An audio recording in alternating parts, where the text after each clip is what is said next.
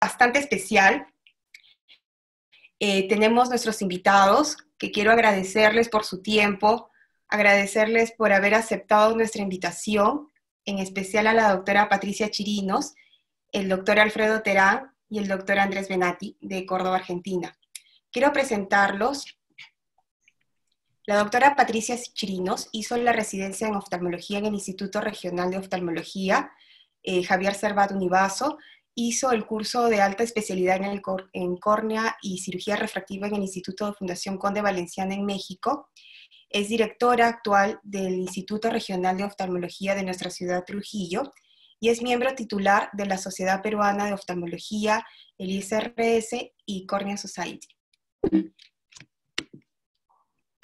También va a estar con nosotros el doctor Alfredo Terán. Él es oftalmólogo, subespecialista en córnea y cirugía refractiva, es médico asistente en el Servicio de Oftalmología del Hospital Nacional Arzobispo Loaiza, es coordinador del área de trasplante, es médico titular de la Clínica Angloamericana, es profesor del pre- y posgrado de la Universidad Peruana Cayetano Heredia. Y también nos acompaña el doctor Andrés Benatti. Él es especialista en enfermedades oculares externas, córnea y cirugía refractiva, que realizó la especialidad en asociación para evitar la ceguera en México. Hizo también el Fellowship Internacional en Córnea y Refractiva en la Universidad de California de San Diego. Trabaja actualmente en la Clínica de Ojos Córdoba, Argentina, y es cofundador de Ophthalmo University. Bueno, quiero darle la bienvenida a nuestros tres invitados, de los que van a compartir grandes enseñanzas, sus experiencias y estos temas tan interesantes, ¿no? La doctora Patricia va a empezar con el tema de queratoplasia penetrante profunda en casos complejos, procedimientos combinados.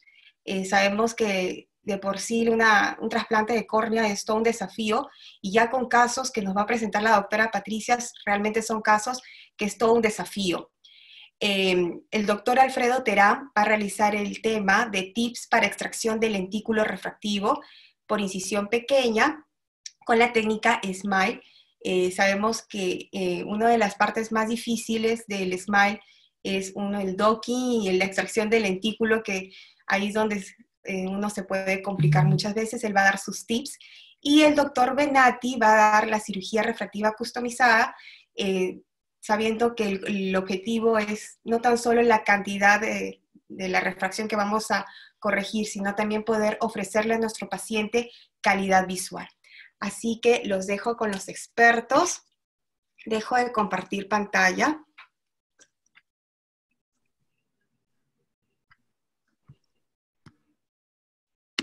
Pati, por favor, si puedes compartir la tuya.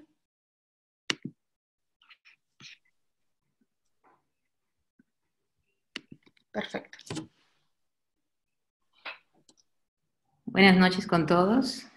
Para agradecer la invitación de este grupo de oftalmólogos jóvenes y a la Sociedad Peruana de Oftalmología por permitirme presentar este tema tan importante. Y bueno, los especialistas en córnea sabemos que casi, bueno, es infrecuente que la queratoplastia penetrante profunda venga sola, ¿no? Siempre hay casos en los cuales hay que hacer algún otro procedimiento adicional. Entonces, voy a hablar sobre estos casos, que muchos de ellos son casos complejos, ¿no?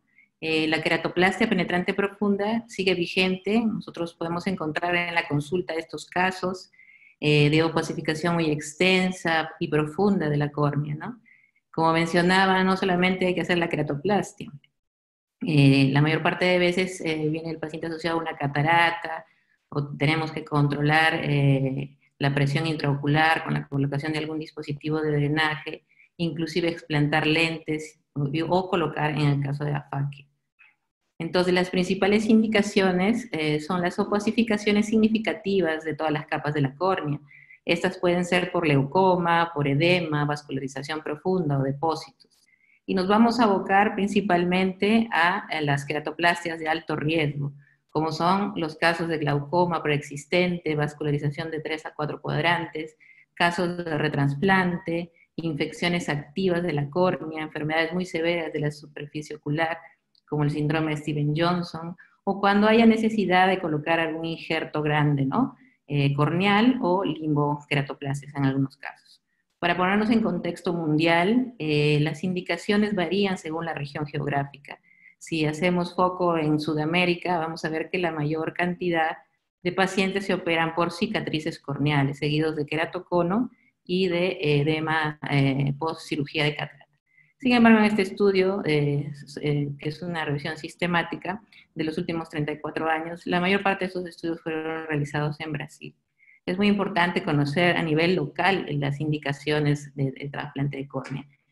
Y bueno, en Trujillo, en el Instituto Regional de Oftalmología, en los últimos 3 años, encontramos que las dos principales causas o indicaciones para QPP es la queratopatía bulosa y el leucoma postinfeccioso.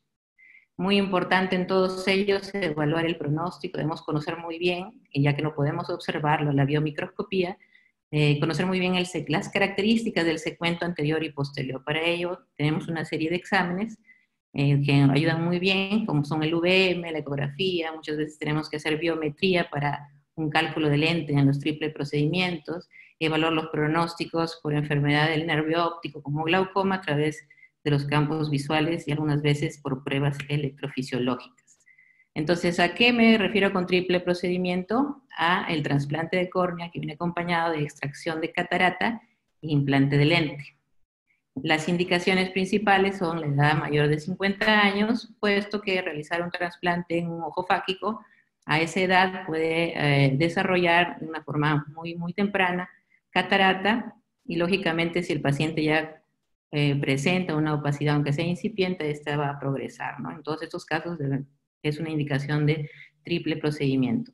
Asimismo, los segmentos anteriores estrechos en los cuales la manipulación puede generar catarata o también sinequias anteriores periféricas, puede uno considerar extraer el cristalino y en aquellos casos en los cuales queramos combinar con algún procedimiento de glaucoma como el implante de un tubo valvular, también generar espacio al retirar la catarata es una buena indicación. ¿Qué ventajas nos da el triple procedimiento? Que va a ser una rehabilitación visual rápida, ya que vamos a abordar tanto las opacidades de la córnea como del cristalino. El costo es menor comparado con hacer 2 cirugías secuenciales y por supuesto nos va a evitar un daño subsecuente del endotelio de injertos por procedimientos posteriores al trasplante, ¿no?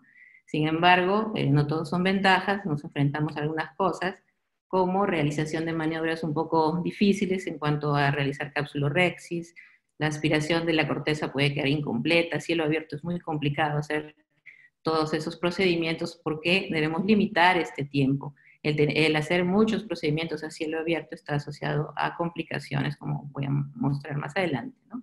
El implante de lente también, su posición es un poco incierta, no sabemos si está colocado efectivamente en la bolsa capsular o en el sulco. Otra desventaja es que puede haber un error en el cálculo de lente, ¿no? Las queratometrías finales las tendremos después del trasplante, entonces a veces no es posible hacer un adecuado cálculo, ¿no? Bueno, y la más temida es la hemorragia expulsiva, como vemos en este video, de un trasplante tectónico en el cual pretendemos hacer la sutura muy rápida, ya sentimos la presión vítrea que nos sobrepasa, ¿no? Por más que tratamos de hacer todo rápido, tenemos ahí la presencia de retina y coroides y finalmente la hemorragia, ¿no? Entonces vamos a hablar de algunos tips en la técnica quirúrgica, algunos pasos necesarios para minimizar estos riesgos. Uno de ellos es colocar el anillo de Fleringa. El anillo de Fleringa nos sirve para brindar estabilización escleral y evitar el colapso que va a provocar la trepanación penetrante de la córnea. ¿En quiénes está indicado? Bueno, en los triples, en pacientes con afaquia, vitrectomizados o cuando existe miopía axial, condiciones que conocemos, la rigidez escleral está disminuida, ¿no? La trepanación parcial también sirve de mucha ayuda. El objetivo de hacer una trepanación parcial es mejorar la visualización, ¿no? Hacemos una trepanación no completa con la intención de retirar la mayor cantidad de opacidad de la córnea anterior, de manera que podamos hacer algunos procedimientos. Es posible inclusive hacer una cirugía de catarata completa, ¿no? Con todos sus pasos, implantar el lente a través de este estroma residual y, bueno, otros procedimientos como goniosinequiolisis, por ejemplo, sinequiolisis posterior, Posteriormente ya retiramos ese estroma residual y se procedería a hacer el trasplante penetrante, ¿no? Otra forma, aquí por ejemplo estoy demostrando la extracción de catarata por sistema cerrado, la cual simplemente con retirar el epitelio puede mejorar también la visualización, ¿no? Es posible hacer la facomulsificación en estos casos, en los cuales no hay tanta densidad de opacidad corneal. El anillo de Fleming en estos casos nos brinda una estabilización mayor de la cámara anterior. Es diferente operar el faco con la presencia del anillo que sin la presencia del anillo. De alguna manera compensa las dificultades de la visualización.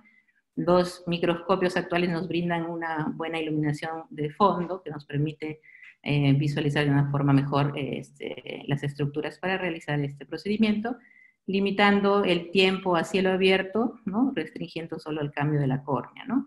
Los beneficios son muy buenos, puesto que al retirar todos los restos de la catarata, tenemos una inflamación posoperatoria mínima.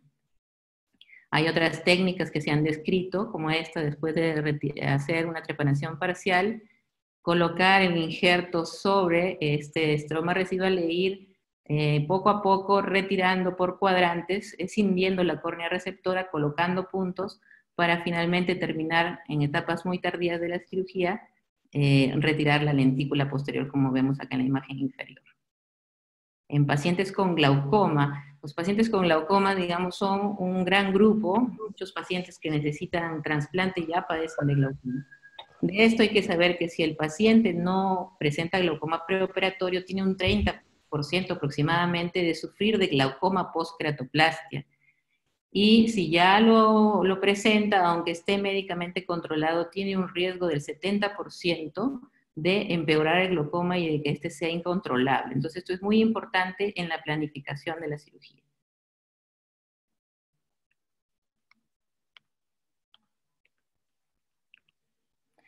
Aquí estamos viendo un video en el cual estamos operando un paciente con trauma ocular, en el cual había sido operado anteriormente también de un trasplante y presentaba glaucoma controlado médicamente. Vean cómo después de la cápsula Rexis, sin mucha maniobra, el cristalino prolapsa, ¿no? Por una presión positiva que estamos encontrando. Aquí intentamos colocar un lente, ¿no? Pero vemos que existe esta presión. El iris ya lo vemos en otro plano, muy anterior. Tratamos de hacer maniobras para que el lente se quede, lógicamente muy nervioso, ¿no? Pensando en la complicación como la hemorragia, ¿no? Entonces eso no nos permite tampoco hacer unas buenas maniobras. Entonces en estos casos no hay que preocuparnos, tratar de cerrar el ojo, colocar el lente. Como ven aquí ya cerró y como hicimos cápsula Rexis, pudimos colocar el lente intraocular sin mayor problema después. Se había planificado también colocar un tubo de drenaje, el cual pudimos hacer de forma efectiva en el surco ciliar, ahí se puede ver el ingreso del tubo, y colocamos pues un injerto corneoescleral para tapar el tubo, ¿no? Esto siempre bajo ayuda y apoyo de nuestros colegas de glaucoma, ¿no? Como ven, se colocaron muchas suturas porque estos iris flácidos tienden a unirse a la unión receptor-huésped y a generar mucha sinequia posterior. Entonces, es mejor asegurarnos de que esté muy hermética la cámara anterior. ¿Qué se sabe en la literatura sobre el control de glaucoma en pacientes post-queratoplastia? Que el control es muy bueno con los dispositivos de drenaje, llega hasta un 96% entre el primero y segundo año. Sin embargo, la sobrevida de trasplante en los estudios se ha visto que puede ser hasta del 55%, ¿no? Esto debido a que la mayoría se colocan en la cámara anterior y es conocido pues el trauma endotelial que puede ocasionar el tubo en esta posición, ¿no? Entonces, en todos los casos tratamos de primera intención, en lo posible, colocar el tubo muy lejos del endotelio, ¿no? ¿Cuándo debemos colocarlo? No existe, digamos, un consenso, pero la recomendación es que o sea junto con el trasplante o de forma secuencial dentro del primer mes, no esperar más. La agudeza visual va a deteriorarse y también el esperar mucho tiempo va a ocasionar un cuadro un poco más inflamatorio y le puede restar vida también hasta el implante valvular. Actualmente, de forma prometedora, se está usando la ciclofotocoagulación transescleral micropulsada, la cual, al ser un procedimiento que recién se está empleando, no tiene mucho seguimiento. Sin embargo, logra un buen control, como ven ahí el 70%, y la sobrevida del trasplante también es muy buena. En casos en los cuales podemos de alguna manera detener esta presión o esta hemorragia supracoroidea y evitar que se produzca una expulsiva, por ejemplo, en este video vemos cómo el paciente se despierta de la anestesia, se superficializa y pues hay una infusión coroidea, se expulsa el vítreo, debemos levantar el anillo de Fedrin, esa es una maniobra que nos puede ayudar, pero lógicamente no debemos dudar en hacer compresión digital, como en este caso, ¿no? Y en algún momento hay que cerrarlo, entonces luego de algunos minutos de haber hecho esta compresión, tenemos que cerrarlo, entonces vamos con la sutura, el ayudante es muy importante en estos casos, porque luego de cada punto, el cual ya es realizado con un poco de nerviosismo, el ayudante nos ayuda a colocar pues la compresión con el dedo, ¿no? Para poder terminar de cerrar, ¿no? Y una idea muy, muy buena es cambiar de sutura, ¿no? Emplear suturas como de Vicryl que generan una mejor tensión y un rápido cierre, ¿no? No importa aquí si las suturas no están centradas, no son radiales, ¿no? La idea es cerrar el ojo, ¿ok? Característicamente, estos pacientes tienen a las 24 horas una visión muy reducida porque esperamos que haya un problema de hemorragia supracoroidea. Sin embargo, este paciente a las 10 horas fue revisado, presentaba una agudeza visual de 20/400, lo cual llamaba nuestra atención. A las 24 horas vimos que en la ecografía había un desprendimiento hemorrágico extenso, ¿no? Programamos el drenaje coroideo a los 16 días, lo cual es recomendable no hacerlo de inmediato, sino esperar a que la sangre se asiente, ¿no? Entonces, se hace, aquí con el especialista de glaucoma, hacemos el drenaje coroideo más o menos a 7 milímetros. Dentro de la técnica hay que colocar un mantenedor de cámara anterior, ¿no? La descompresión de la sangre podría ocasionar un resangrado. Es mejor aumentar o tener el tono elevado del ojo para evitar esta complicación. Entonces, luego de ello, de hacer el drenaje, el especialista en retina que nos acompaña también en la cirugía, nos ayuda a revisar la retina, a ver si había desgarros. Y miren, característicamente estaba preservado el nervio y la mácula, por eso el paciente había tenido esa agudeza visual a las pocas horas de la cirugía, ¿no? Se realiza vitrectomía, estaba ahí el lente subluxado, decidimos extraerlo, el lente, considerando que el paciente tenía una longitud axial de 29 milímetros aproximadamente y que el poder del lente iba a ser muy bajo. Para evitar alguna complicación y prolongar la cirugía, lo retiramos. Y posteriormente colocamos los puntos, ¿no? Vean el posoperatorio, ¿no? De las ecografías de este desprendimiento hemorrágico coroideo al posoperatorio, ¿no? Tuvimos un posoperatorio muy bueno. Digamos, el detalle de la pupila es un detalle aceptable, ¿no? Puesto a que hubo muchos problemas en la cirugía. El paciente se mantiene, tiene 8 meses de cirugía, con una agudeza visual de 20/70 y un equivalente esférico refractivo de más 1,50, con un leve desprendimiento sectorial seroso de la coroides. Muy bien. También nos ha tocado en ocasiones explantar lentes de cámara anterior que están asociados a queratopatía bulosa, ¿no? Y en muchos de estos casos hay que hacer el recambio de lente, ya sea con un lente fijado a iris o a fijación escleral de y también, bueno, está reportado utilizar el Artisan retropupilar, ¿no? Aquí para mostrar en el video la extracción de estos lentes, ¿no? Este es un lente de cámara anterior. Vemos que no siempre es posible retirarlo, es mejor cortar las ápticas porque podríamos provocar un sangrado o una diálisis de iris. En este momento se pueden hacer algunos procedimientos complementarios como la vitrectomía, la cinequiolisis, y aquí estamos colocando un lente en el sulco, capturando la óptica en la cámara anterior y las ápticas retroiridianas, ¿no? La sutura la hacemos con Prolene 10 ceros, teniendo mucho cuidado en, digamos, no tomar muy poco iris y tampoco sin lesionar el iris, ¿no?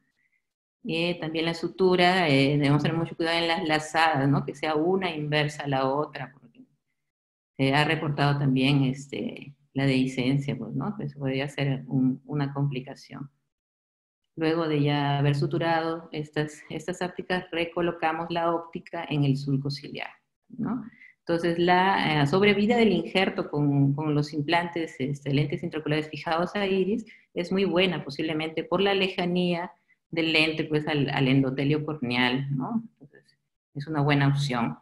Miren, en las fotografías inferiores, a veces nosotros podríamos planificar una cirugía con fijación iridiana, pero en la misma cirugía podemos encontrar que el iris está destruido, no podemos repararlo. Entonces, en estos casos, inevitablemente, podríamos hacer una fijación external del lente, ¿no? Como en las fotografías de abajo. Entonces, estas técnicas no están exentas de complicaciones. Los principales son el edema macular cistoideo y el glaucoma, un poco más frecuente el edema macular en las fijaciones iridianas y el glaucoma que se presenta aproximadamente en ambos, en un 25%. Lo que mencionaba de la luxación es posible en un porcentaje del 10% en las fijaciones iridianas y también en las fijaciones esclerales que son con sutura, ¿no? Las nuevas técnicas que no involucran la sutura, es decir, que la posición y la tensión del lente depende de la sutura, ya no están dando estas complicaciones, pero bueno, hacer un procedimiento que involucre el polo posterior y el vítreo, puede haber una complicación como el desprendimiento de retina. Finalmente, para ver otra de las indicaciones, ¿no? Como secuelas graves de las infecciones. Este es un paciente que había sido tratado por queratitis micótica perforada, en el cual el único tratamiento por la carencia de injertos, ¿no? Corneales en su tiempo, se le realizó un colgajo de Gundersen. Como ven, tiene una apariencia cosmética inaceptable. El paciente tenía esta protrusión, especie de estafiloma anterior, con quistes, no podía ocluir ni parpadear muy bien, presentaba una irritación extensa y mucho lagrimeo. Y como ven, en la parte inferior el VM demuestra que hay una obliteración de la cámara anterior. Lo que vemos anecoico es la cámara posterior y el cristalino.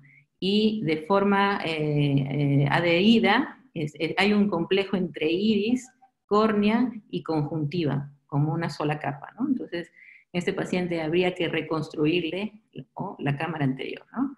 Entonces, realizamos pues la decisión del injerto conjuntival, evaluando con mucho cuidado el plano. Ya nos dábamos cuenta de que la córnea había tenido una infección muy extensa y estaba muy delgada y de un diámetro muy grande, ¿no? Entonces, colocamos un trépano de 10 milímetros, tratando, como mencioné, siempre de preservar el iris, ¿no? Preservar el iris, retiramos el cristalino, que tenía una opacidad muy, muy incipiente, pero las probabilidades de desarrollar catarata y de glaucoma eran muy altas, por lo tanto decidimos extraer el cristalino, colocamos el lente, afortunadamente sin mucha complicación, y el injerto corneal aproximadamente de 11 milímetros, que incluye área limbal, ¿no?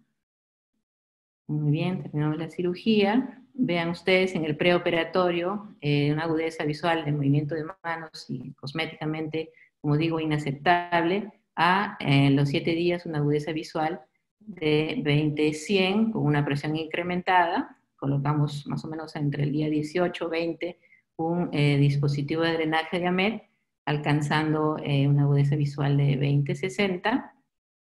El paciente se mantiene con el injerto transparente actualmente. Bien, entonces finalmente, para terminar, daré algunos tips o algunas recomendaciones para el abordaje de estos casos complejos, ¿no? Necesitamos nosotros evaluar cuidadosamente el pronóstico visual, debemos conocer muy bien el ojo al que nos enfrentamos y dentro de ello estimar muy bien el riesgo de glaucoma post-queratoplastia, ya que este glaucoma está relacionado, uno, con la sobrevida del injerto y dos, con la agudeza visual del paciente, ¿no? Inclusive todo intento quirúrgico para controlar el glaucoma podría ser, digamos, no tener el éxito que esperamos solo por el hecho de tratarlo tardíamente. Debemos estar también listos para procedimientos adicionales. No sabemos si el cristalino va a mantener su estructura durante la trepanación. Vean, son casos muy complejos. no sabemos si vamos a poder poner un lente, si vamos a necesitar cerrar muy rápidamente el ojo. Entonces, en la mesa quirúrgica debemos tener instrumental, suturas adicionales, dispositivos que podamos necesitar. Con las técnicas que les he mostrado también, si hay muchísimo riesgo de una hemorragia expulsiva, debemos limitar el tiempo a cielo abierto, para eso tenemos algunas opciones. Realizar los procedimientos que sean necesarios para mejorar el pronóstico y evitar reintervenciones. Y en esto quisiera remarcar que nosotros como cirujanos en segmento anterior vamos a necesitar en algunos casos compañía y la ayuda de nuestros colegas de otras especialidades, como he mostrado, de glaucoma y de retina, para siempre buscando tener el mejor resultado para nuestro paciente, que de por sí ya es muy complicado conseguir un trasplante en nuestro medio. Y por supuesto, un seguimiento postoperatorio estrecho.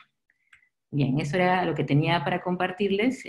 Quisiera terminar sin agradecer a todas las personas que colaboraron en las cirugías, en la atención de estos pacientes del Instituto Regional de Oftalmología. Muchas gracias. Excelente, doctora Patti. Realmente son casos, como usted comentó, ¿no? Desafiantes, ¿no? Y lo lindo es de que pudieron salvarse esos ojos que, como comentamos en interno y muchas veces hemos conversado, muchos de nosotros probablemente no le podíamos dar, entre comillas, un buen pronóstico, ¿no? Entonces, creo que una de las moralejas es luchar hasta el final, que ahí están los resultados, ¿no? Son unos resultados excelentes. Creo que la presión intraocular en estos trasplantes es mandatorio, ¿no? Como usted dice, trabajar de la mano con los colegas para poder manejar estas presiones intraoculares que van a llevar el fin o el seguimiento de estos pacientes. ¿Qué pasa en los pacientes que tienen queratoplastias, que van a queratoplastias, ¿no? Y son ojos perforados, ¿no? ¿Le da algún tratamiento como alguna doxiciclina para estos pacientes para evitar el melting cuando son queratoplastias infecciosas?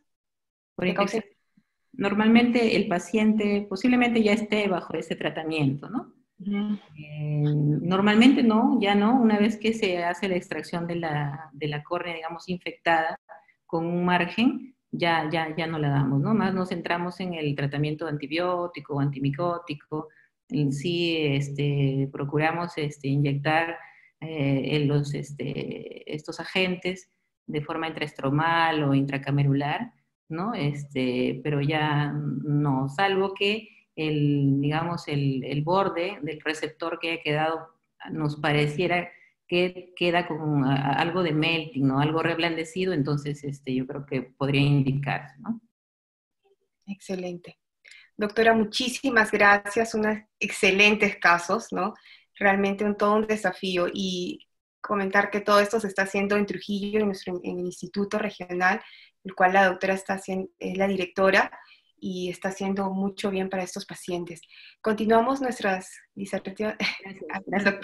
Justo el glaucomatólogo, ¿no? El doctor Molina dice muchísimas gracias y felicitaciones, doctora. Doctor Terán, ¿podemos compartir, por favor, su pantalla? Sí, claro.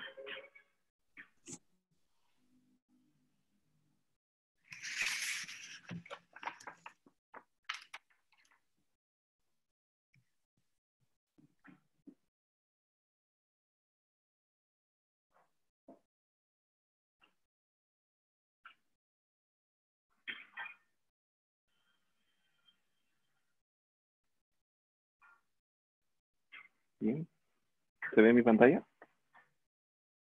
Sí, se ve perfecto. Okay. Muy bien.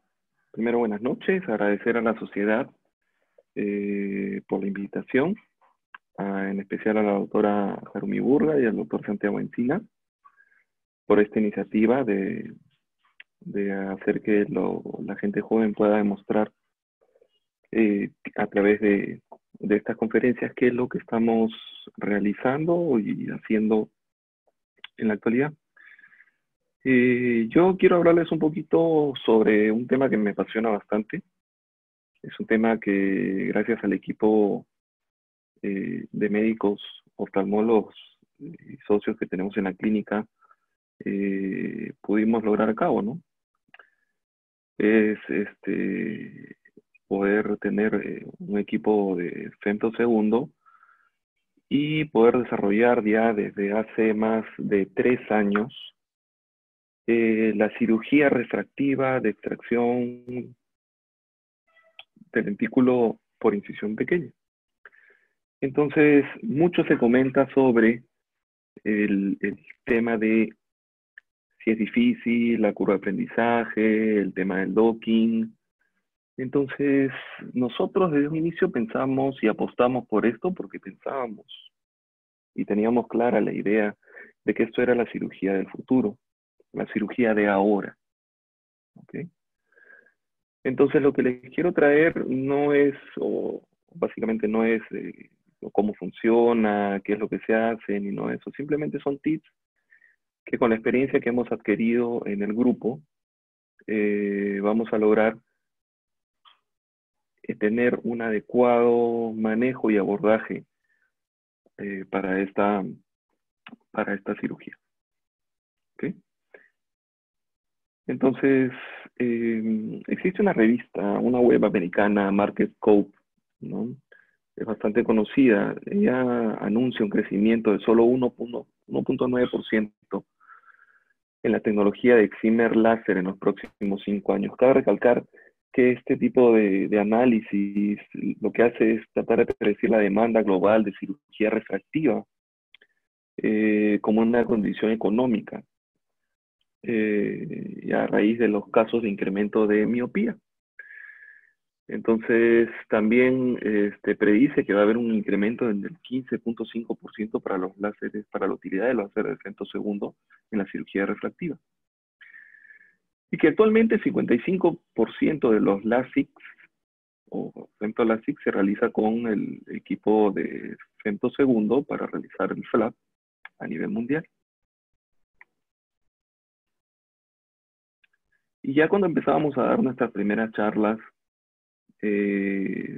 sobre la técnica de extracción del lentículo por incisión pequeña, mostrábamos estos artículos, ¿no? No tengo ningún tipo de interés comercial por las casas comerciales que voy a mencionar, cabe recalcar, pero la casa comercial Alcon, por allá por el 2016, ya iba presentando ciertos artículos en las cuales trataban de hacer lo mismo, extraer un lentículo refractivo. Este es un estudio realizado en conejos, con resultados favorables utilizando un láser de femtosegundo de baja energía. Y hace poco, en septiembre de este año, en la revista del Journal of Cataract Refractive Surgery, publicó este artículo, ¿no? De felicitar al autor Luis Izquierdo, en el cual la casa comercial Zimmer ya cuenta actualmente con esta plataforma para realizar la cirugía de SMILE. ¿Okay? Y describen la técnica que ellos utilizan para hacer la cirugía que nosotros venimos haciendo. Entonces, ¿por qué no sonreír en la cirugía refractiva? Muchos de los temores en la cirugía refractiva que normalmente hacíamos, el LASIK convencional con microquerátomo, era el momento álgido del crear el vacío para la succión y pasar el microquerátomo, ¿no? Esto nos producía personalmente a mí me producía cierto temor de que el paciente no vaya a cerrar el ojo, no se vaya a tener un button hole o algo por el estilo. Entonces, desde que nosotros venimos usando la plataforma de la casa comercial Zeiss, específicamente el equipo de VisuMax, nuestras cirugías son cirugías que nos permiten sonreír tanto al paciente como a nosotros como cirujanos. La cirugía SMILE, ya conocemos que es el acrónimo de la extracción del lentículo refractivo por una incisión pequeña.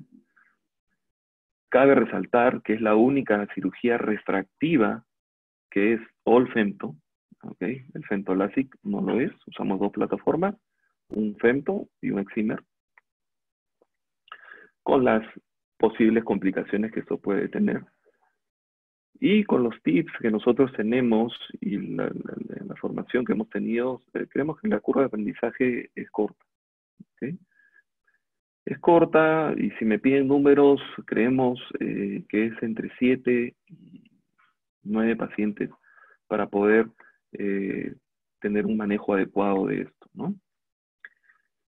Es una cirugía que es, al ser mínimamente invasiva, es mucho más atractiva al paciente.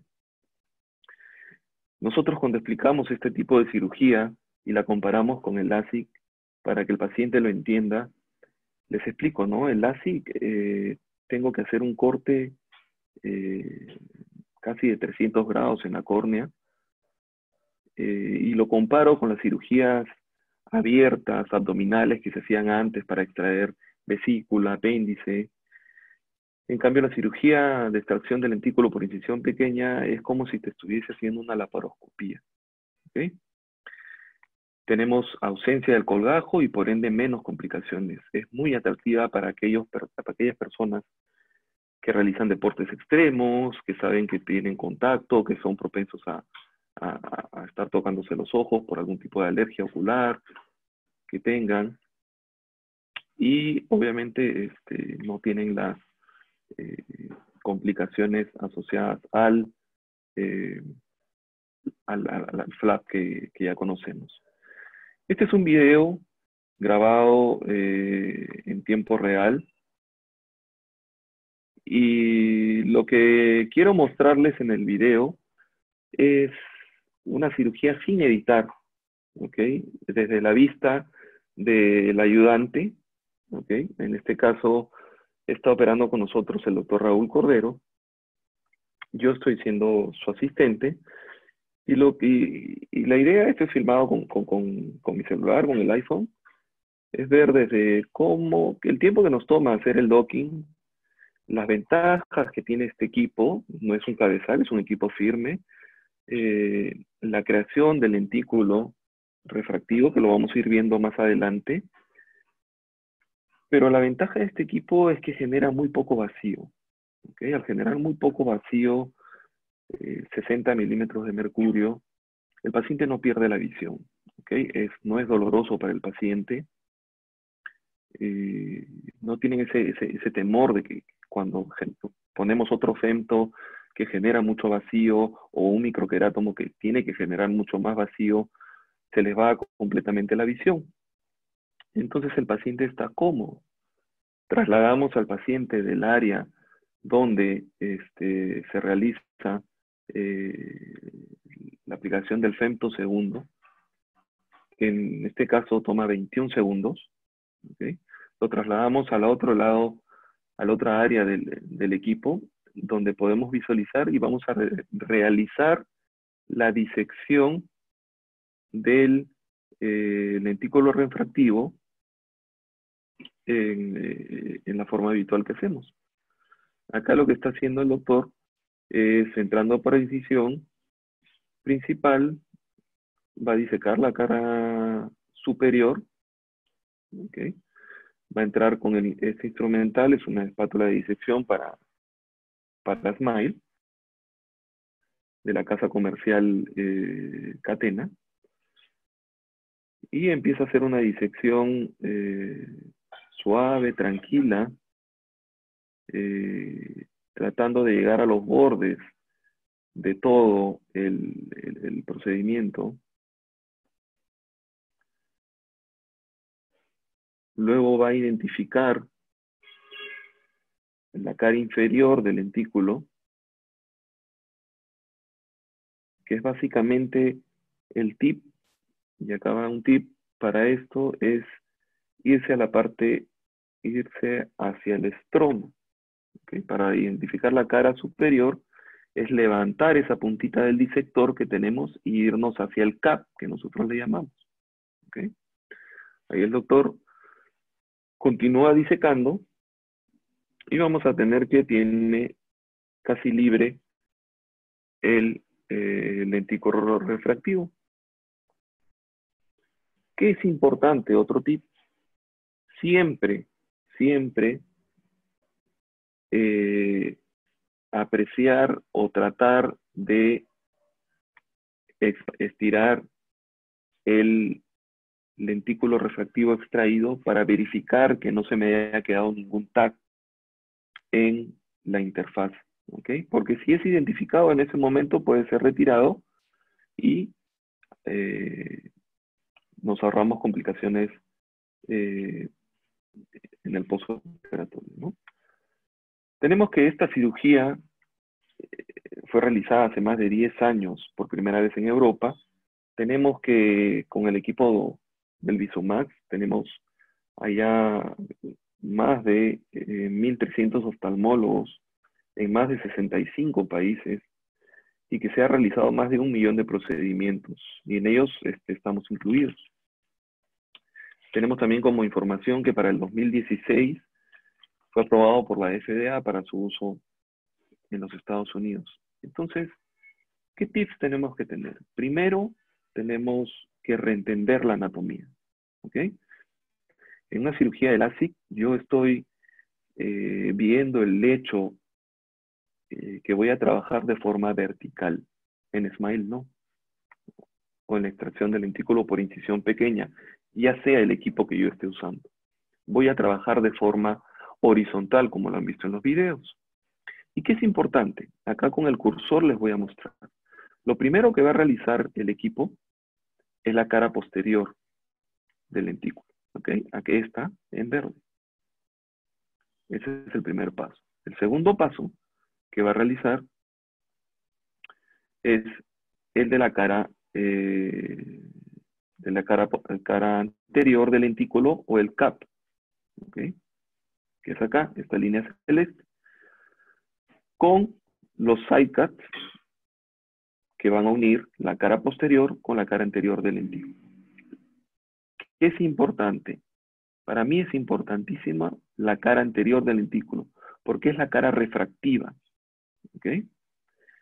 Y finalmente me realiza la incisión principal, que la podemos ir modificando. Actualmente la estamos haciendo de 2 milímetros, por donde vamos a extraer el lentículo.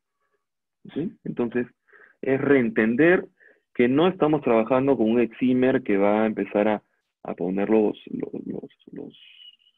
spots o el barrido, ya sea el láser que usemos, en una forma vertical, sino que todo nuestro trabajo va a ser de forma horizontal. Eso es lo que tenemos que hacer, tener en mente. Número 2, vamos a afectar menos la biomecánica, la fuerza corneal, porque estamos introduciéndonos en un estroma profundo. ¿Cuánto es nuestro CAP de trabajo? Entre 130 a 140 micras de profundidad. Tercero, y es una misión crítica, ¿no? Acá es la identificación de las interfaces de la cara anterior y de la cara posterior.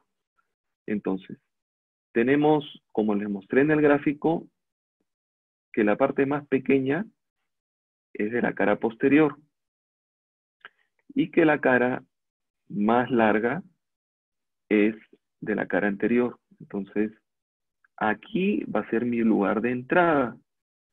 Yo tengo que ingresar con mi instrumento Romo e irme hacia el techo del CAP para poder disecar la parte anterior.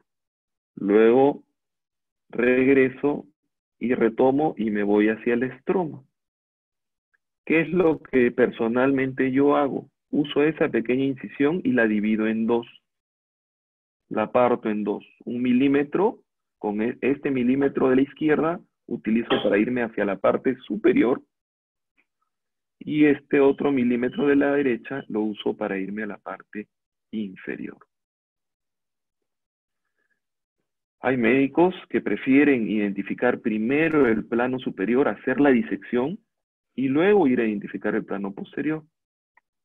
Va a depender mucho. Así como en cirugía de Faco, nos gusta ver cuando hacemos la hidrodisección, la hidrodelaminación, perdón, el anillo dorado. En SMILE tenemos esta zona que es la unión del lentículo del lentículo de la cara posterior con la cara anterior, que nosotros, que es un círculo plateado, le hemos llamado el anillo plateado. ¿Y por qué nos sirve? Porque si yo identifico este anillo plateado, lo observo, e ingreso mi instrumento romo de disección y voy a estar en la parte superior del lentículo, que es lo que primero quiero hacer, no voy a ver o se va a ir borrando este anillo plateado.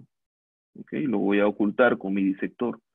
Cuando me vaya hacia la parte inferior del lentículo, voy a estar viendo este anillo plateado. ¿Okay? Entonces ese es otro tip. Así es como se ve a la retroiluminación un paciente postoperado de SMILE en su primer día.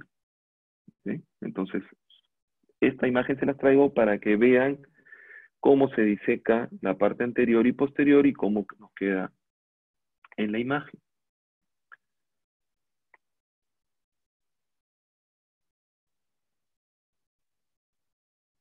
Este es un video que espero que corra con tranquilidad.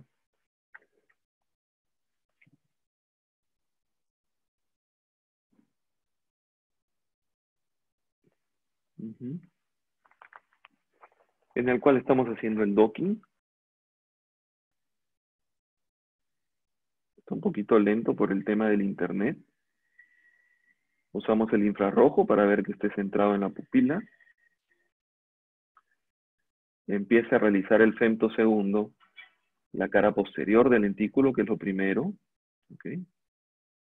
Ojo que todo el proceso de la aplicación del femtosegundo me tarda 21 segundos. Acá se está demorando porque estoy teniendo ciertos problemas con la conexión de internet, pero van a disculpar. Luego hace la cara anterior del lentículo, que es mi cara refractiva, que es la más importante, como les mencioné. Y mi incisión principal. Retiramos el docking y pasamos al microscopio, en el cual con el disector me voy hacia arriba al CAP y diseco la mitad superior. Luego me voy hacia el estroma profundo y diseco. Y ya tengo mi bolsillo tanto anterior e inferior. Utilizo una pinza de punto 12 y en una maniobra tipo limpia parabrisas ingreso y diseco primero el CAP posterior para luego disecar la parte posterior y vemos cómo el lentículo ya está libre. Ingreso con mi pinza y retiro el lentículo refractivo. Colocamos gotas de BCS para revisar. Por más expertos que seamos en el tema, siempre debemos revisar el lentículo. ¿Ok? Para evitar que se nos quede algún TAC.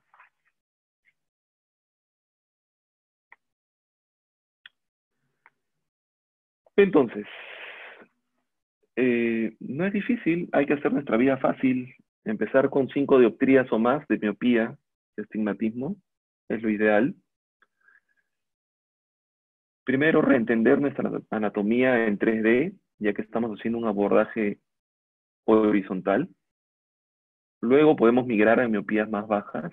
Lo interesante del equipo VisuMax es que yo puedo aumentar el grosor de mi lentículo dependiendo de la miopía que yo tenga. Si yo no tengo mucha experiencia para disección del lentículo, puedo hacer que mi lentículo sea más grueso, del grosor que yo desee y me permita obviamente la topografía. ¿Ok? Y de esa forma voy a tener un lentículo más grueso y más fácil de manipular. SMILE, a diferencia de LASIK, es dosis independiente.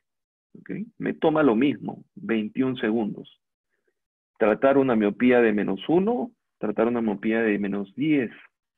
¿Okay? Para realizar 17 millones de disparos en el mismo tiempo. La literatura publicada avala que SMILE afecta menos la biomecánica corneal. Esto no significa que podamos tratar queratoconos frustros, ¿ok? Esto no significa que nos vayamos a aventurar y porque me preserve mejor la biomecánica voy a irme y casos limítrofes lo voy a tratar, ¿no? Son las mismas indicaciones de un femtolasi, ¿ok? Si un paciente es candidato a femtolasi, lo más probable es que vaya a ser candidato para SMILE.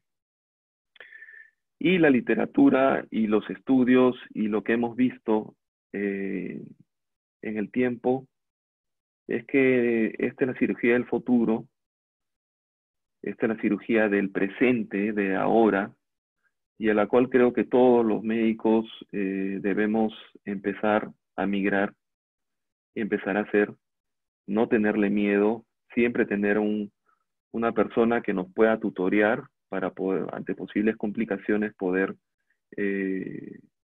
tener una mano, echarnos una mano. Acá les traigo otro caso de cómo manejamos la ciclotorsión. Es un paciente con -2 de miopía, con -2 de astigmatismo, en el cual previamente marcamos el eje de 0, 180. Y como van a ver, luego de que verificamos el centrado, va a haber una pequeña rotación del cono, ¿ok? Para que este se alinee en 0 y 180. Luego el proceso de cirugía es el mismo. Creación de la cara posterior, el sidecut que se vio ahí. Ya en este caso es una ablación un poquito más ovalada porque estamos tratando astigmatismo, la cara anterior y la incisión principal.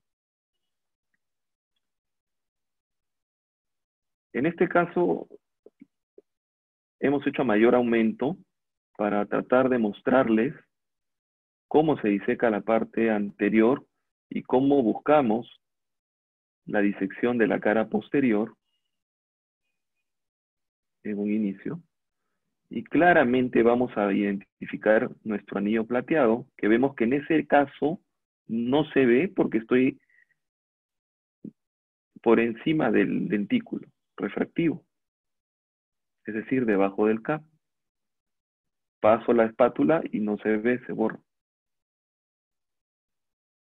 ¿Okay? En este caso me estoy yendo debajo del dentículo refractivo y ahí veo mi anillo plateado. ¿Okay?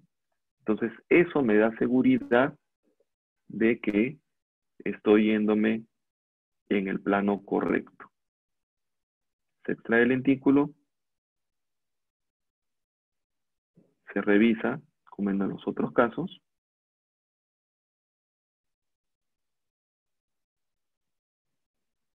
Y se procede al planchado del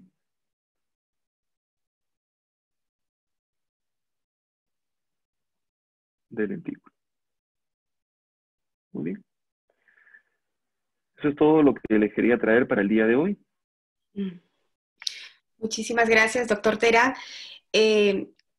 Doctor, una pregunta. Si en el caso, en el momento de que está realizándose el tratamiento de refractivo y hay pérdida de succión, ¿qué es lo que ustedes recomiendan? A ver, eso es bastante importante. Si estamos en la cara posterior, ¿ok? Que es la primera cara que se hace, que mencionamos que no es la refractiva, podemos volver a hacer el docking, ¿ok? No hay ningún problema y reiniciar el tratamiento. En los casos en los cuales se pierde la succión cuando estamos haciendo la cara refractiva, que es la segunda que se hace, si tratamos de esperarnos una media hora, 45 minutos, se reabsorben las burbujas del femto, ¿okay? Lo más probable es que pasemos ese paciente para el final de nuestra cirugía y volvemos a hacer el procedimiento. Si es que no tocamos las interfaces, ese paciente es como si no lo hubiésemos operado. Entonces, no hay problema en hacer un redocking. ¿Okay? Sí nos ha pasado. Si el paciente se ha movido y hemos perdido el Hay Doppler, lo algunos hemos pasado al cirujanos que final. programan en la máquina para que hagan 2 incisiones y algunos los hacen de rutina. Ajá. ¿Normalmente programas una incisión o recomiendas tener una incisión accesoria por si acaso? A ver, esto sí es básicamente como uno vaya sintiéndose más cómodo, ¿ok? Ujú. VisuMax y la técnica Smile empezó con 2 incisiones. Empezó con el doctor Dan Reinstein, era ambidiestro, y tenía la facilidad de disecar un plano superior por arriba y el plano inferior por la otra mano, ¿ok? Yo no soy ambidiestro, ¿ok? Entonces, para mí, lo que yo quiero es hacer mi incisión más pequeña, lo más pequeña posible, tener una sola incisión y poder disecar los lentículos. Entonces, en un inicio sí nos podría ayudar a hacer 2 incisiones. Puede hacerse en la máquina, te lo permite hacer, pero al momento de trabajar con esas 2 incisiones, si tú no eres ambidiestro, tratar de ingresar por acá con tu mano izquierda y disecar es un poco difícil, ¿ok? Es posible hacerlo. La técnica que acaba de describir el doctor Izquierdo lo hace con 2 incisiones. Cabe mencionar que el doctor Izquierdo es ambidiestro, entonces para él es obviamente mucho más sencillo, pero tienes que girarte, irte hacia un lado para manipular el otro con el lado derecho. Sí, es factible, es factible. Sí, nosotros no hemos tenido mayor problema.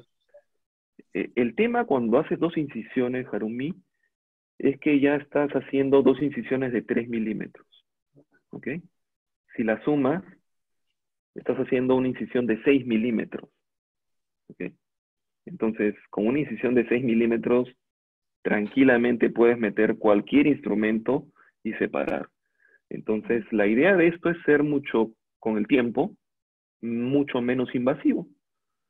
Por ende, nuestras incisiones, que en un inicio comenzaron de 3 milímetros, ahora estamos haciendo las de 2 milímetros. Tenemos algunas preguntas de nuestros asistentes. Claro. Juan Francisco Román Benate pregunta, en caso el paciente sea hipermétrope y tenga astigmatismo, ¿es posible tratar solo el astigmatismo con la técnica SMILE? A ver, Smile todavía no está aprobado para hipermetropía, ¿ok? Están en estudio el tema de tratamientos para hipermetropía. Ahora, yo no le veo mucho sentido a solo tratar el astigmatismo en un paciente con un astigmatismo hipermetrópico, ¿no? Entonces, de poder hacerlo, lo puedes hacer. Simplemente tratar el astigmatismo, ¿no? Pero yo no lo indicaría. Daniel Sosa pregunta, una desventaja de los femtosegundos que usan vacíos muy bajos, el de la pérdida de succión, ¿cómo maneja esta complicación? ¿El criterio utiliza para repetir el tratamiento iniciando un nuevo docking y cuándo decide convertir a la SIC? Era lo que conversábamos, ¿no? Eh, a ver, y para repetir un poquito, para contestar la pregunta del doctor Sosa, cada vez tenemos menos pérdida de succión porque acomodamos bien la cabeza del paciente, ¿ok? Eso es un tema muy importante. Usamos un bléfaro grande. El tema que no haya mucha succión hace que el paciente no pierda la visión. Por ende, va a dejar de buscar dónde está ese punto verde que le decimos que fije. Ahora, no pasamos ningún tratamiento al LASIK, ¿ok? Nos quedamos con Smile siempre, porque como te he comentado, esperamos unos segundos, las burbujas del femtosegundo se reabsorben y podemos hacer un tratamiento de nuevo. Perfecto. Muchísimas gracias, doctor Terán. Excelente charla, muy buenos tips. Por favor, ahorita damos la bienvenida al doctor Andrés Benati. Por favor, si puedes compartir tu pantalla. ¿Cómo no? Acá estamos. Bueno.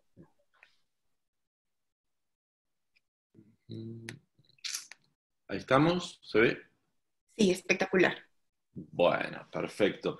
Bueno, antes que nada, agradecer a Arumi y a Santiago por la invitación. Para mí es un honor estar con todos los amigos de Perú y felicitar, lo estaba hablando con Patricia recién, a Patricia y a Alfredo por las charlas, la verdad que fueron espectaculares. Tantos videos, muy prácticas, la verdad me gustaron muchísimo. Los felicito realmente porque no es fácil mostrar tantos videos, tantos casos, así que fabuloso. Me alegro muchísimo que sobre todo los jóvenes puedan ver tan buenas presentaciones. Bueno, se va a hacer difícil después de estos dos grandes speakers hablar un poquito de esto de cirugía refractiva. Arumi me dijo que tenemos media hora y voy a tratar de hacerlo lo más corto posible para que todos puedan ir a descansar.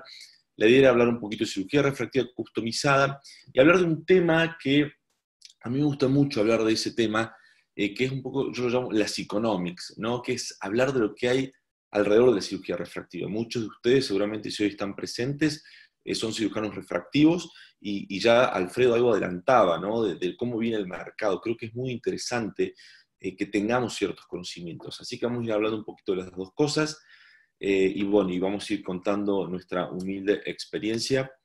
Estos son mis conflictos de interés. Soy, speaker de Icon, y un poco la experiencia que venimos a contarle acá. Y como les decía al principio, hablar de los números alrededor de la cirugía refractiva. En Estados Unidos, que sabemos que es el país que maneja muy bien los datos, ¿sí? Se calcula que hay aproximadamente 169 millones de personas con un déficit visual, que usan anteojos, que necesitan algún tipo de corrección visual.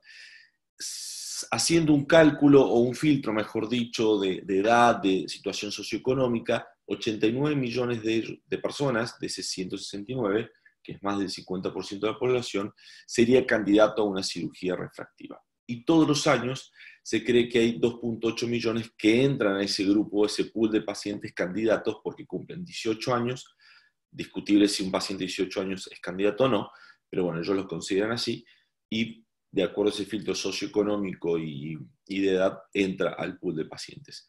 Pero para que recordemos o tengamos en cuenta, en los Estados Unidos promedio se hace casi 700.000 procedimientos al año en cirugía refractiva láser, lo que representa menos del 20% de los procedimientos globales. Y para que tengamos una idea más o menos dónde estamos parados, China, que es sin duda el país más grande en cuanto a población, representa el 23.3, llegando un poquito más de 850.000 procedimientos. India, que tiene una población similar, fíjense la diferencia, 4.7%, el número es muy bajo. Y Brasil, que es el país, a lo mejor uno de los más grandes de nuestra región, tiene 152.000 procedimientos anuales. Esto es aproximado, ¿sí? Y esto está dado por el Market Scope, este reporte que ya Alfredo nos comentaba que es muy interesante. Brasil representa el 4.1% de todos los procedimientos. Entonces, una pregunta que a mí me gusta hacer a colegas, y sí muchas veces los discutimos, es si a nuestros pacientes les llega la información correcta acerca de la cirugía refractiva. No importa la técnica, hablemos de cirugía refractiva en general.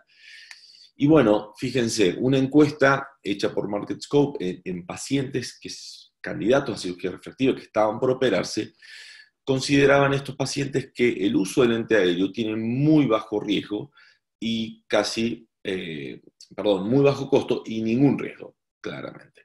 El uso del lente de contacto tiene un costo moderado y muy bajo riesgo también. Fíjense qué dato interesante. En cambio, la cirugía refractiva tiene costos muy altos y muy altos riesgos. Entonces, nosotros como médicos, al ver estos datos, podemos decir que, que a lo mejor nuestros pacientes tienen la información no del todo correcta. Fíjense este trabajo de Price, qué interesante, una encuesta sobre la cirugía refractiva y el uso de contacto, sobre el LASIK particularmente. Le preguntaron a los pacientes operados si funcionaba mejor que sus lentes de contacto. y el 87% dijo que están totalmente de acuerdo, fuertemente de acuerdo con esto, y de acuerdo el otro 10%. Estamos hablando del 97% estaba de acuerdo que el LASIK sí funcionaba mejor como método de corrección visual que el lente de contacto. Y cuando les preguntaban si recomendaban su método de corrección visual actual para un familiar o un amengo, los pacientes que se habían sometido al LASIK después del uso del lente de contacto, el 92% y el 83% por encima de 40 años, menores de 40 años, mayores de 40 años respectivamente, lo recomendaban. Los que se habían sometido al LASIK después de usar lentes aéreos, el 85% y el 72%, pero los que usaban lentes de contacto, solo el 55% y el 54% recomendaba ese método de corrección visual. Fíjense qué interesante. Entonces, es muy importante hablar de esto con nuestros pacientes, ¿sí? Y creo que es nuestra misión como médicos, como cirujanos refractivos, que hacer llegar la información correcta a nuestros pacientes sobre los riesgos y los costos reales y los riesgos reales que tiene la cirugía. Por supuesto que los tiene, pero a veces el paciente puede tener una percepción diferente.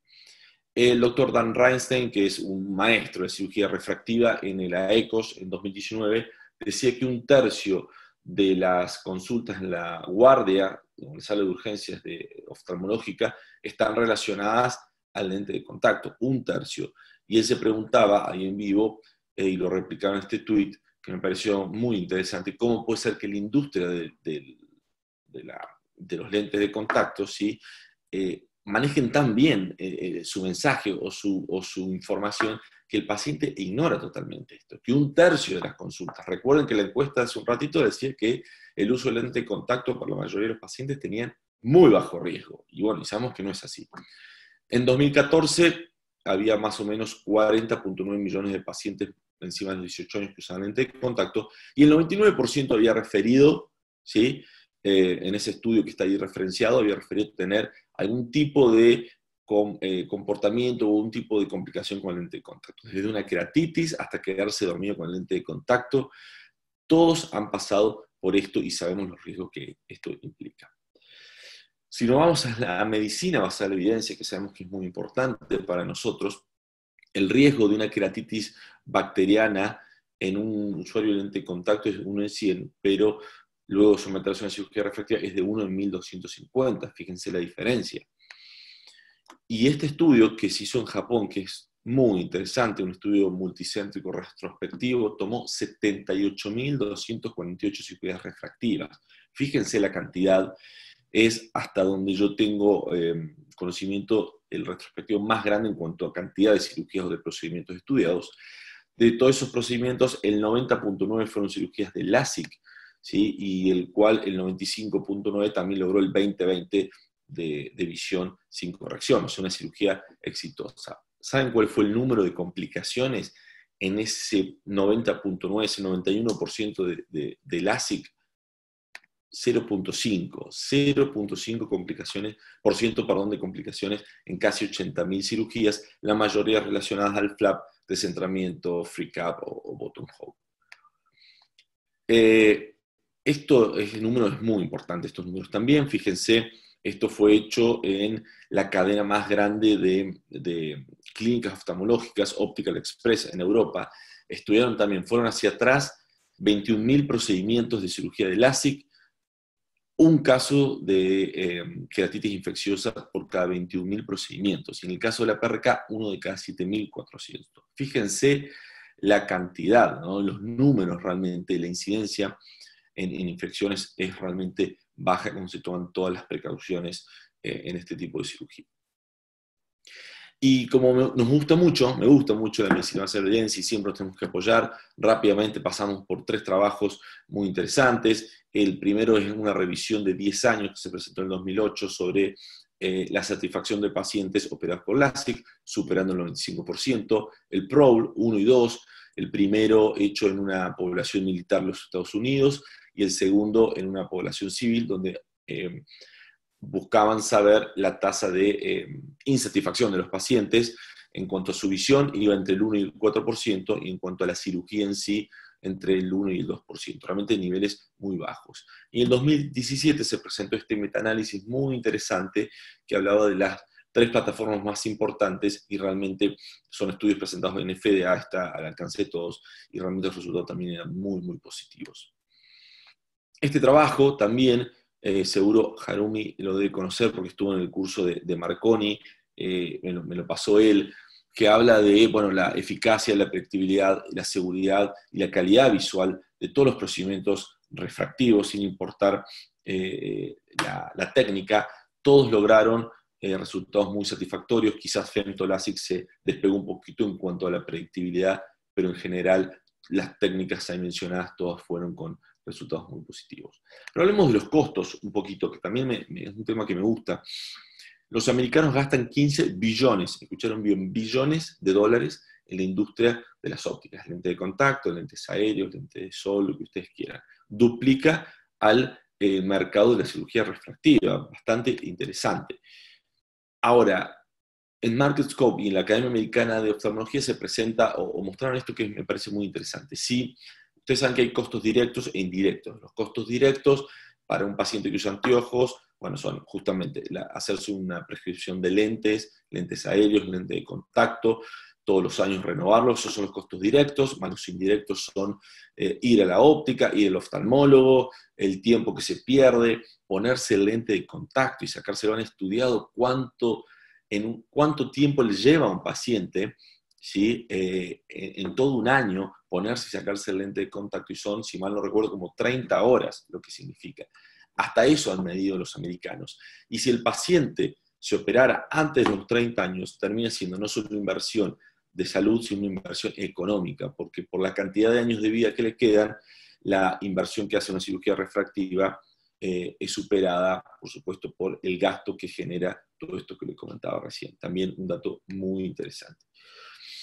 Y para ir cerrando esta primera parte, ¿hacia dónde va el mercado de la cirugía refractiva? Alfredo algo ya nos comentaba, y es muy interesante. Por supuesto que estos son datos pre-pandemia, todo esto se estudió antes de la pandemia, así que tenemos que ver cómo esto nos afecta. Pero aproximadamente entre 3.5 y 4.3 millones de procedimientos globales.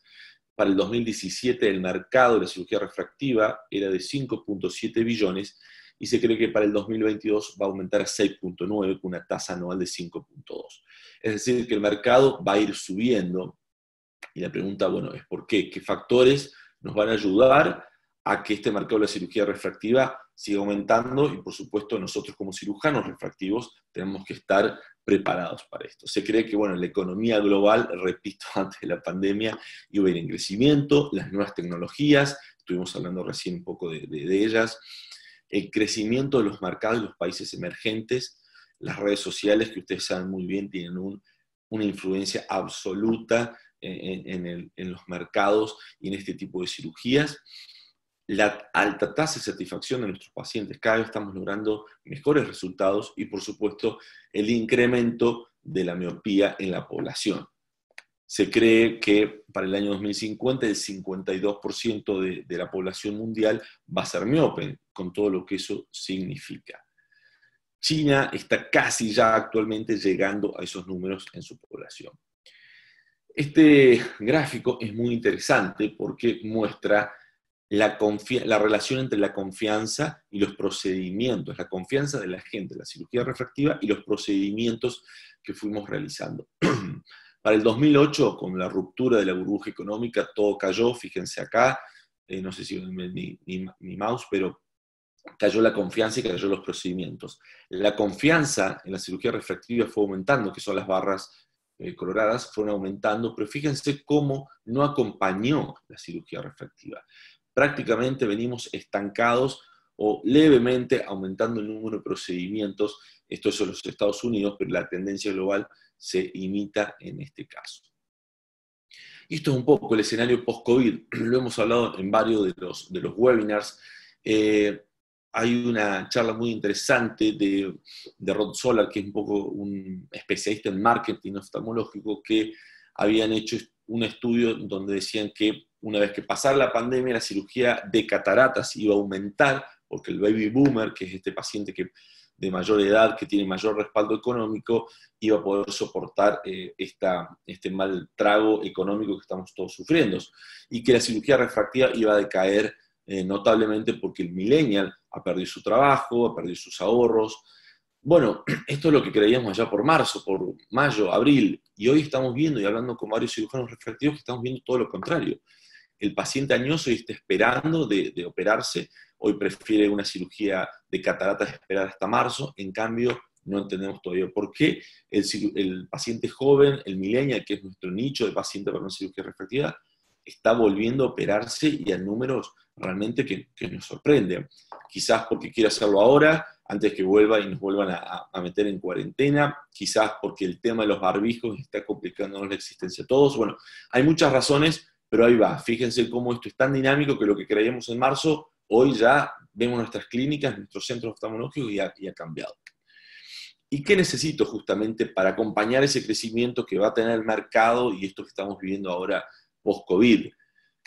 Bueno, creo que hay 3 puntos claves. Uno, en conocer, ¿sí?, el target de pacientes, que lo hablamos, que es el millennial, entenderlo a nuestra audiencia, y por supuesto resultados superlativos. Son los 3 puntos claves a manejar para que nuestro centro de cirugía refractiva crezca.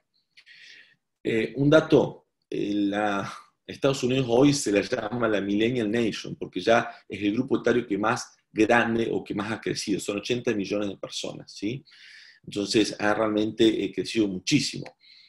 Y es muy importante, y esto ya es tema de otra charla, entender la cultura, entender lo que le decía hace un ratito recién, entender la audiencia, que es nuestro público millennial. Hoy, el día de mañana serán los centennials, pero hoy son ellos los contemporáneos que va apuntado la cirugía refractiva. Eso lo hablaremos en otro momento. Pero hablando ya de los resultados superlativos y metiéndonos de lleno en la cirugía customizada, yo les quiero contar un poco nuestra experiencia con Contura, que ya venimos haciéndolo desde hace casi 2 años, con muy buenos resultados, y es un poquito lo que humildemente venimos a contarles a todos ustedes.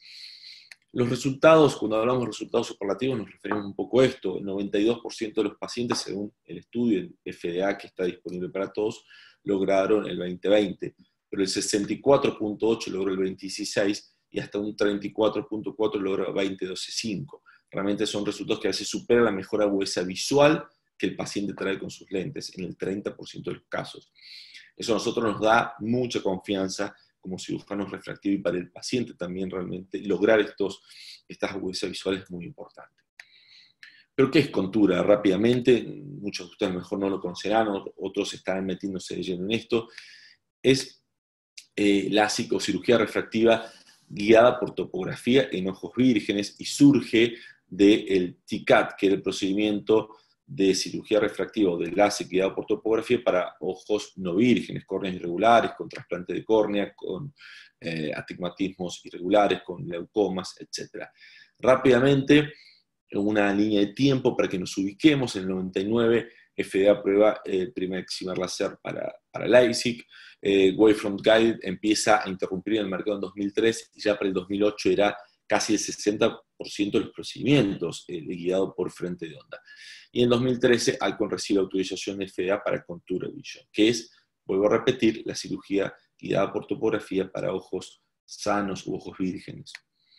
Fíjense cómo se va metiendo de a poco este tipo de cirugía refractiva en el mercado.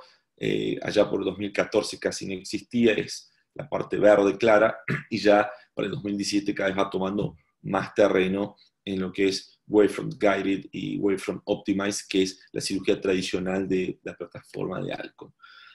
Para hacer un paneo de las 3 versiones, Wavefront Optimized es el tratamiento estándar, donde hacemos una ablación aférica, pero no corregimos ningún tipo de aberración de alto orden.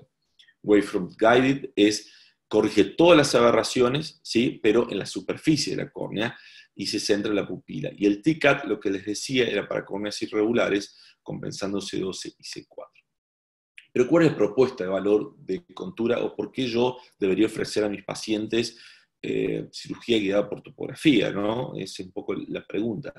Fíjense, a su derecha van a ver lo que ablaciona las ablaciones de alto orden, es decir, cuando hacemos tratamiento con Contura, Esto que ustedes ven, estas 8.96 micras distribuidas de esta manera, y ya les voy a mostrar con un caso clínico, las corregimos, y antes eso no existía. Fíjense qué interesante, porque realmente hay una corrección, hay un patrón que vamos a corregir para corregir estas aberraciones de alto orden. Entonces, ¿qué necesito ahora para implementarlo yo en mi clínica? Bueno, trabajo en equipo, hay que, por supuesto, tener la plataforma del X500, el Topolizer, que es el topógrafo que utilizamos, y el software, obviamente, para implementar esto. Tiene que haber un rol de cirujano fundamental, porque nosotros como cirujanos tenemos que dedicarle mucho tiempo a cada caso. El staff nuestro también tiene que entender que es imprescindible un montón de cosas como la toma de topografías. Vamos a tomar 10 topografías mínimo de cada ojo y tienen que ser iguales y perfectas. Por eso es muy importante que todos nos comprometamos con esto, y eso genera un cambio en nuestro surgical flow, ¿no? Y para las clínicas es justamente una correcta selección de paciente, la captura de imágenes es imprescindible, y la transferencia de datos, por supuesto, también para lograr llevar a buen puerto esto. Cuando hablamos y cuando nos comunicamos con nuestros pacientes es importante hablar de esto, de calidad visual. Vamos a mostrarles más adelante cómo mejora los efectos colaterales de la cirugía refractiva, y eso se traduce directamente no solamente en la UVC visual de lograr un 20/20, sino lograr un 20/20 con calidad visual, que es muy importante hoy en día. Y acá está un poco lo que les mostraba. Fíjense que Contura o la cirugía personalizada nos permite bajar los porcentajes de la sensibilidad de luz, la dificultad en manejar de noche, la dificultad de lectura, glare, halos, los Starbucks, que son todos efectos colaterales de la cirugía que ya los conocemos desde hace mucho tiempo, y que al mejorarlos o al reducirlos, la calidad visual mejora. Vamos a mostrar un poquito de resultados. Vengo bien con el tiempo, pero así ya no los aburro. Esto es un trabajo muy interesante del doctor Moshifar, en donde compara, de acuerdo a los resultados presentados en FDA, la plataforma Vsex, que es un Wavefront Guided, el iDesign, Contura y NIDEC, que son guiados por topografía. En cuanto a la eficacia dada por la mejora UVC visual no corregida a los 12 meses, fíjese que Contura logra el 93% de los pacientes un 20/20 o mejor. Se diferencia bastante de las otras plataformas. La mejora UVC visual o la UVC visual no corregida promedio de los 12 meses fue de 26.59.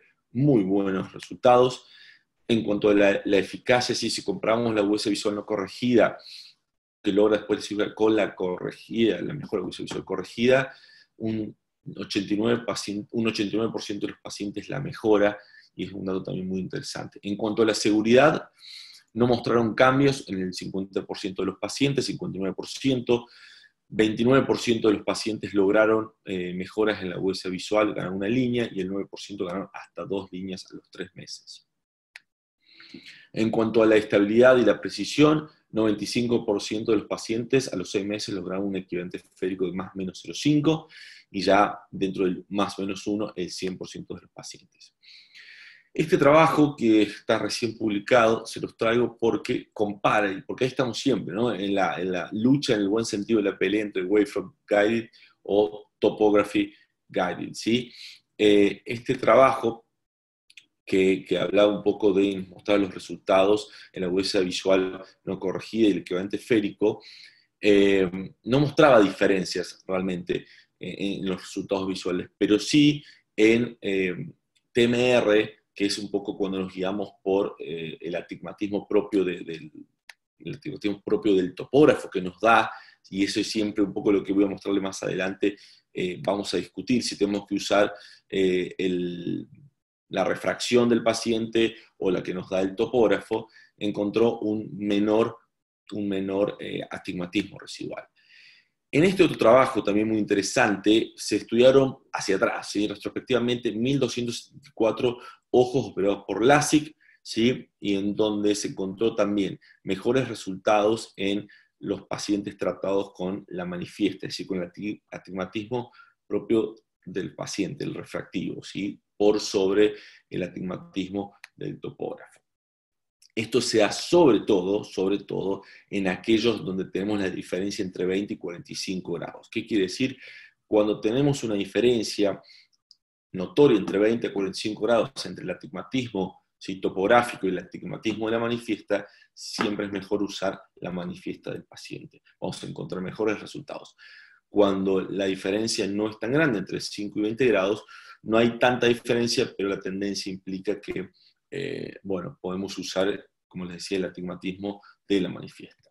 Y es la gran discrepancia que tenemos. Bueno, estos gráficos muestran más o menos lo mismo. Y quiero mostrarle la alarma justo de 25 minutos. Perdón. Ahí está. Discúlpenme, era para ya no pasar con el tiempo. Quiero mostrarles un caso clínico de un paciente, no sé por qué no se ve muy bien ahí el Galilei, les pido disculpas, que no muestra un astigmatismo tan elevado, pero fíjense el coma. Ustedes pueden ver acá, ¿sí?, en el ojo derecho y el ojo izquierdo, cómo se muestra esta aberración, ¿no? Cómo está una porción de la córnea más sobrelevada que la otra.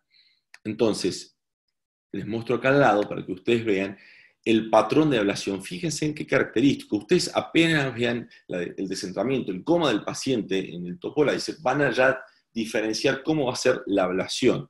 Fíjense que aquí en la periferia vamos a hacer este patrón de ablación arriñonado para incurvar esta parte que está mucho más plana, y en esta parte más curva, o aquí, vamos a hacer, ahí está, ahí se los muestro, una ablación más central para aplanar, ¿sí? Entonces tratamos, y ahí se gana mucho tejido, o ahorramos mucho tejido, porque tratamos de incurvar lo más plano y de aplanar lo más curvo, ¿sí? Entonces, fíjense cómo también el tratamiento se hace centrándose en el ápex, no en la pupila, que es otro punto a tener en cuenta. Bueno, este paciente logró una muy buena agudeza visual. Quería mostrarles sobre todo eso, el tipo de ablación y qué es lo que nos da contura a la hora de la refracción. Fíjense, acá les muestro en el círculo amarillo el preoperatorio en cuanto al coma que les mostraba recién, y fíjense la regularidad que logra en el posoperatorio. Entonces, para ir terminando, ¿cuál o por qué es diferente? Bueno, porque como les decía, se centra en el vértex corneal, no en la pupila, porque corregimos las aberraciones de alto orden sobre la superficie de la córnea, porque contura nos permite dar pulsos extras para evitar el efecto coseno, es decir, vamos a mandar más energía a los rayos periféricos para compensar la pérdida de energía, ¿sí? Y porque compensamos también la ciclotorsión, que en estos pacientes con grandes astigmatismos o ángulos kappa, o también es muy importante. Entonces, logramos menos inducción de aberraciones de alto orden, mejoramos la agudeza visual no corregida y los síntomas visuales postoperatorios, y tenemos muy buena predictibilidad, eficacia y seguridad. Para concluir, entonces, Contura hoy nos permite resultados superlativos, que es clave hoy en día porque sabemos la exigencia de nuestros pacientes, pero tanto en casos de rutina como el que les mostré, como casos mucho más complejos. Aumenta la calidad visual, decrece los efectos colaterales, y bueno, estamos hoy, como les decía, y vuelvo a repetir, ya sea con la técnica SMILE, con la técnica de Topo Guided o Wavefront Guided, lo que buscamos es innovar, redefinir y revalorizar la cirugía refractiva. Yo siempre digo que los cataratólogos tienen todos los años lentes nuevos, premium, y realmente, y nosotros hasta hace un tiempo no teníamos mucho para pelear, y hoy creo que la tecnología, lo contaba Alfredo con SMILE, con lo nuevo que se viene, con todas estas nuevas plataformas, nos permite avanzar en eso. Algunos mensajes o finales, sí, como para llevarse a su casa después de esta charla. Tenemos que revalorizar la cirugía refractiva, en realidad, no solamente el LASIK, la técnica que ustedes usen, basados en los buenos resultados que tenemos y la medicina basada en la evidencia, ¿sí?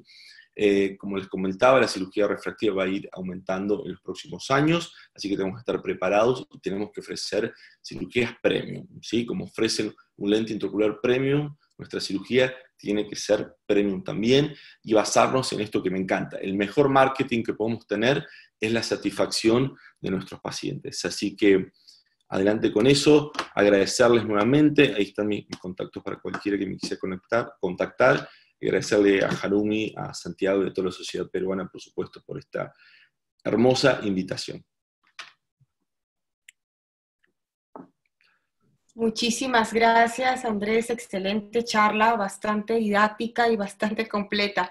Una pregunta, ¿a quiénes ofreces estas cirugías customizadas? ¿Es a todos los pacientes o específicamente, por ejemplo, algún paciente con medidas más altas, miopes altos, hipermetropes altos, o los Buena están pregunta. ofreciendo a Bueno, todos? a mí, a partir de los astigmatismos un poquito más elevados de 1 a 1,5 puntos, yo las ofrezco o trato que mis pacientes se operen con esto, sobre todo por la ciclotorsión, es muy importante.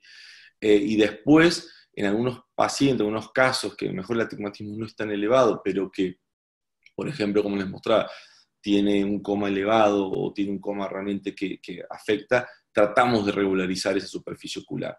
El hipermétrope también es muy importante porque el ángulo capa, entonces también nos sirve y mucho y nos da mucha versatilidad para eso. Así que en eso un poco esos pacientes son los que tratamos de ofrecer la cirugía personalizada. Espectacular. Muchísimas gracias a todos, en especial a toditos a nuestros palestrantes, a la doctora Patricia Chirinos con sus casos espectaculares. Tuvo un caso nuevo, el que no lo había visto, que era justo el de diciembre, ¿no? Que tuvo, espectacular realmente, los casos desafiantes, ¿no? Doctor Alfredo Terán, muchísimas gracias por su tiempo. Andrés, muchísimas gracias, realmente espectaculares las charlas, la gente en el chat bastante preguntando mucho, y les pedí por el tiempo a alguno a Patricia y a Alfredo que por favor lo contesten por interno por los tiempos, pero quiero agradecerles a los tres en una forma especial, en nombre de la Sociedad Peruana de Oftalmología y en nombre de Santiago, que es nuestro líder, con la doctora Linda. No sé, Santiago, si deseas añadir algo más. Tu audio. El audio. Bueno, ya son 9:30. Muchísimas gracias a todos y un abrazo, y ya pronto estaremos contactándonos en una charla nueva. Muchísimas gracias. Hasta luego. Gracias. Gracias. Gracias. Chao, Andrés. Gracias. No, hermano, un saludo grande a todos. Gracias a todos. Muchísimas Chao, gracias. chao.